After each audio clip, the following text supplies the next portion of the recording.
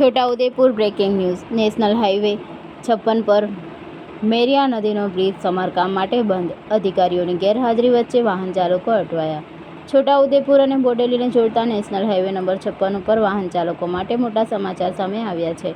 આ માર્ગ પર આવેલા મેરિયા નદી ઉપરનો બ્રિજ ક્ષતિગ્રસ્ત થતાં તેના સમારકામ માટે હાઈવેને અચાનક બંધ કરી દેવામાં આવતા હજારો વાહન ચાલકો ભારે મુશ્કેલીમાં મુકાયા છે.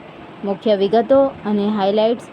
કલેક્ટરનું 3 માસ અગાઉનું જાહેરનામું મેરિયા નદી પરનો બ્રિજ જર્જરિત ક્ષતિગ્રસ્ત જણાતા છોટાઉદેપુર કલેક્ટર દ્વારા 3 મહિના પહેલા જ એક નોટિફિકેશન બહાર પાડીને આ બ્રિજ પરથી ભારે અને ભારદારી વાહનોને અવરજવર પર પ્રતિબંધ મૂકી દીધો હતો.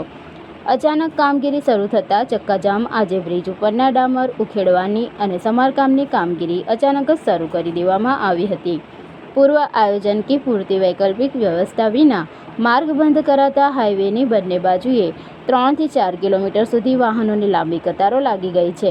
જવાબદાર અધિકારીઓની ઘોર બેદરકારી. આટલા મહત્વના નેશનલ હાઈવે પર સમારકામ જેવી મોટી કામગીરી ચાલી રહી હોવા છતાં ઘટના સ્થળે એક પણ જવાબદાર અધિકારી હાજર ન હોવાનું સામે આવ્યું છે, જેના કારણે સ્થાનિક સ્તરે ટ્રાફિક વ્યવસ્થા ખોરવાઈ છે.